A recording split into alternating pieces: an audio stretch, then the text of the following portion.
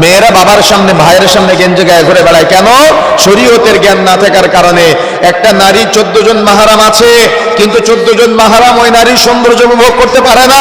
14 জন মাহরাম আছে, চেহারা দেখতে পারে, তবে চেহারার সৌন্দর্য উপভোগ করতে পারে না। সৌন্দর্য উপভোগ করতে পারে একমাত্র স্বামী, পৃথিবীর আর কেউ না। বাবা তার চেহারা দেখতে পারে, হাতের কবজি দেখতে পারে, পায়ের পাতা দেখতে পারে, কিন্তু সৌন্দর্য উপভোগ করতে পারে না।